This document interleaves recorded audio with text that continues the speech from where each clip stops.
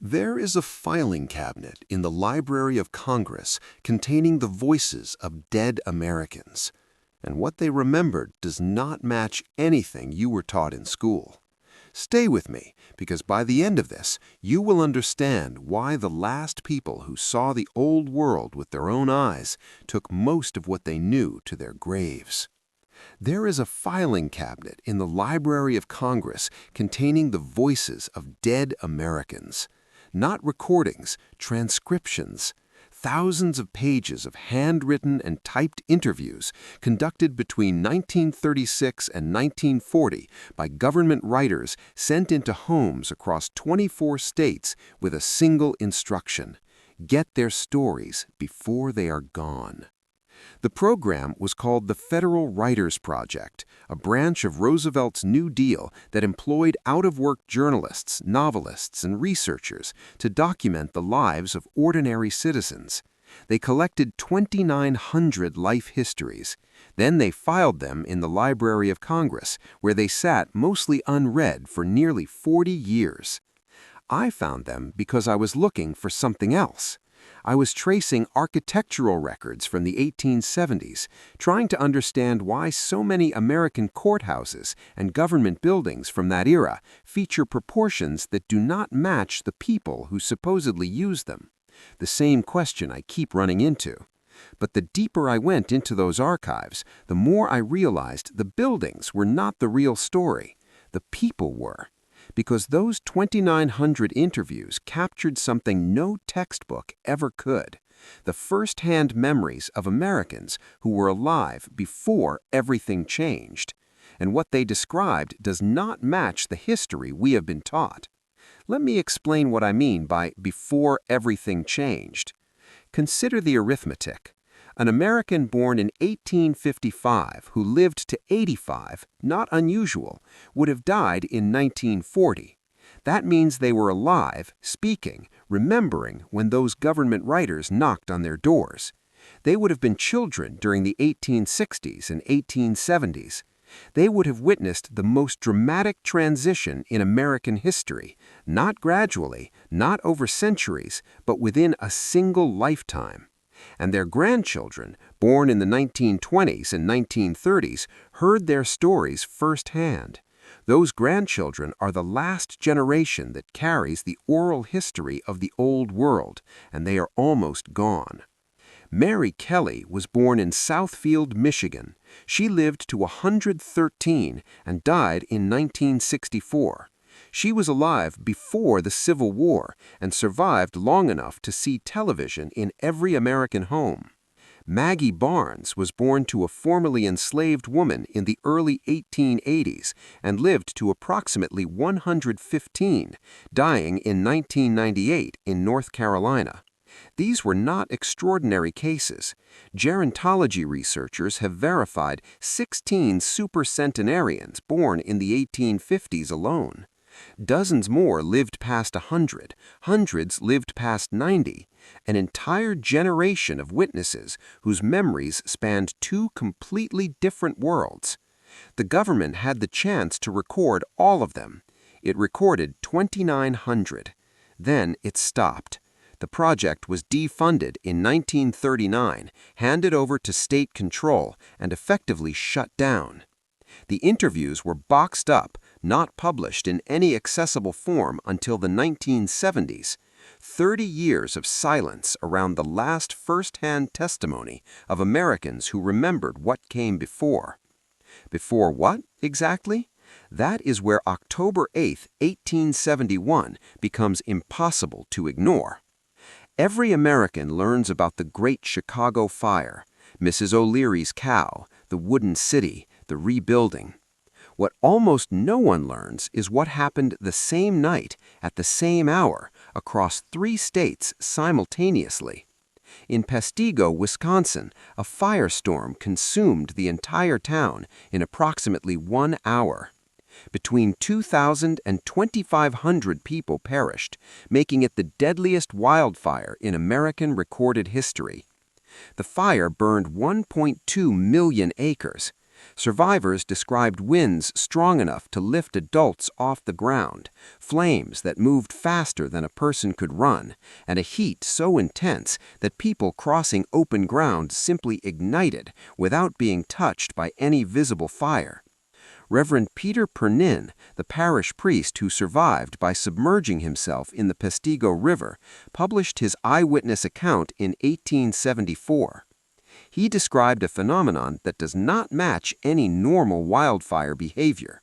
The available oxygen was consumed so rapidly that people who showed no burns were found dead, as if the air itself had been turned into a weapon. The fire generated its own weather system, a vortex of superheated wind that behaved less like a forest fire and more like something detonating from a central point outward. The same night, Holland burned, Manistee, Michigan burned, Port Huron, Michigan was threatened. Across 2.5 million acres of the upper Midwest, fires erupted simultaneously. The National Weather Service confirms these fires broke out across 3 states at the same time on the same evening. The official explanation is drought, lumber debris, and a cold front with high winds. Reasonable, except for one detail that has troubled researchers since 1883, the simultaneity. In 1883, a hypothesis emerged that fragments of Biela's comet had struck the atmosphere and ignited the fires from above. This theory was revisited in a 1997 documentary and investigated again in 2004 by the American Institute of Aeronautics and Astronautics. Witnesses in Chicago reported blue flames burning in basements, a color consistent with unusual chemical combustion, not wood fires. The theory has never been proven. It has also never been disproven. But here is what matters for this investigation. The elderly Americans interviewed by the WPA writers in the 1930s were children in 1871.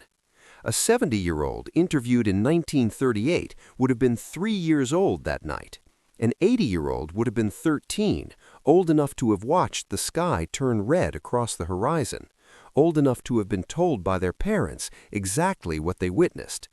The Library of Congress describes those 2,900 interviews as containing tales of surviving the 1871 Chicago fire and pioneer journeys. But that description barely scratches the surface. What else did those Americans remember? What did they tell the government writers about the night everything burned? And why was the project shut down before the full picture could come together? The burning was not the only erasure. In 1890, the United States conducted the most comprehensive census in its history. For the first time, each family received an entire form. The census recorded immigration status, naturalization details, English language proficiency, home ownership, and Civil War service. 62.9 million Americans documented in unprecedented detail. It was also the first census in a century of American history for which the government broke from established protocol and did not require copies to be filed in local offices. Every previous census from 1790 to 1880 had local backups stored in county courthouses and state archives. The 1890 census existed in one location only, the basement of the Commerce Department building in Washington, D.C. On January 10, 1921, a fire broke out in that basement. Approximately 25% of the records were destroyed outright. Another 50% suffered serious water and smoke damage. The investigation never determined a definitive cause. Theories ranged from a discarded cigarette to faulty wiring to spontaneous combustion of sawdust in the building's workshop. What happened next is more disturbing than the fire itself. The surviving records, perhaps half still usable, were moved to a warehouse. For 12 years, nothing happened. No restoration effort, no attempt to copy or preserve what remained. Then, in December 1932, the chief clerk of the Bureau of the Census sent the Librarian of Congress a list of documents scheduled for destruction. The 1890 census was on that list. The librarian was asked to identify any records worth preserving for historical purposes. He identified none. Congress authorized destruction on February 21, 1933. The next day, February 22nd, President Hoover laid the cornerstone for the National Archives building, the fireproof facility created specifically to prevent exactly this kind of loss. They destroyed the records one day before beginning construction of the building that would have saved them. Of 62.9 million names, roughly 6,160 survive. The single most detailed record of every American alive during the transition period, the people who remembered the old world, eliminated not by accident, but by sequence, fire, neglect, bureaucratic process, authorized destruction. Each step plausible on its own. Together they form something harder to dismiss. And then there were the children. Between 1854 and 1929, approximately 250,000 children were loaded onto trains in New York, Boston, and Philadelphia and transported to rural communities across the Midwest and West. The Orphan Train movement, organized primarily by the Children's Aid Society, founded in 1853 by Charles Loring Brace and later by the New York Foundling Hospital. At stops along the route, the children were displayed in what contemporary accounts describe as auction-like events. Farming families inspected them, evaluated their size and apparent health, and selected the ones they wanted. Many were taken to work fields. Fewer than half were actual orphans. The rest were children of immigrants, children of the poor, children whose parents could not feed them or could not fight the institutions that came for them. An estimated 30,000 children lived on the streets of New York City in the 1850s alone. But here is the detail nobody discusses.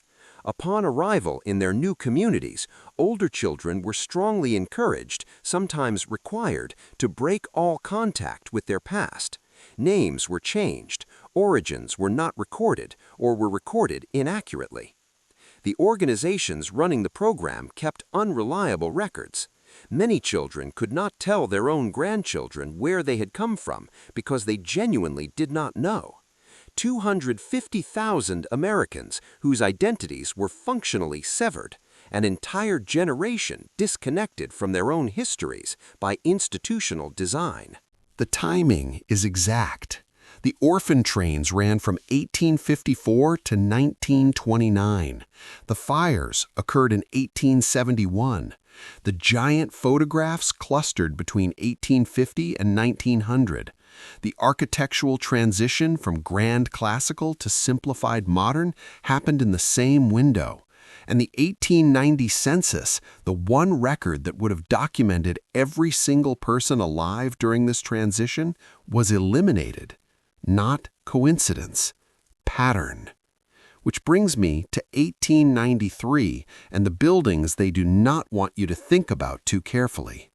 The World's Columbian Exposition in Chicago, 27 million visitors across 6 months, over 200 buildings spread across 630 acres of Jackson Park, the White City. Official history tells us these massive neoclassical structures, enormous domes rivaling European cathedrals, columns and sculptural detail as precise as ancient Rome, were built in under 2 years from a mixture of plaster, cement, and jute fiber on wooden frames, built with horse-drawn equipment, hand tools, and manual labor. No cranes, no bulldozers, no modern construction technology. 200 buildings across 630 acres in under 24 months. And then, after 6 months of display, nearly every single structure was demolished. The only major building that survived is the Palace of Fine Arts, now the Museum of Science and Industry, preserved because it had been fireproofed to protect the art collections inside. Everything else was torn down or burned. This pattern repeated. Paris, 1889, Buffalo, 1901, St. Louis, 1904, San Francisco, 1915, build magnificent structures of impossible scale and detail, display them briefly, destroy them completely. Every time. The elderly Americans interviewed in the 1930s remembered the White City. Some had visited as children or young adults. They walked through those buildings and saw something that looked nothing like the America being constructed around them. Something older, something grander, something that felt less like a temporary exhibition and more like a city that had always existed and then was gone. Here is what I keep coming back to. There was a woman, there had to have been, in every county in America in the early 1950s, a woman born in the late 1850s, living past 90, sitting in a house surrounded by grandchildren who had grown up hearing her stories about buildings that were already ancient when she was young, but that the textbooks claimed had been built just years before. Stories about the night the sky turned red across 3 states. Stories about trains full of children heading west with no names, no families, no pasts. Stories about a world that operated differently than anything her grandchildren saw around them. A world of different proportions, different architecture, different knowledge. And when she tried to tell them, when she described what she remembered, they nodded politely and changed the subject, because her memories did not match the textbooks. And in 1950s America, the textbooks always won. The WPA caught some of these voices, 2,900 documents from 24 states. But what about the other 24 states? What about the thousands of elderly Americans who were never interviewed? What about the stories told across kitchen tables and front porches and deathbeds in the 1940s and 1950s that no government writer recorded? Those stories passed to grandchildren who are now in their 80s and 90s, the last human chain connecting us to first-hand memory of whatever existed before the transition. The timeline is not subtle. The 1850s through the 1870s, the old world architecture stands everywhere. Oversized doorways, impossible construction, buildings scaled for someone or something other than us.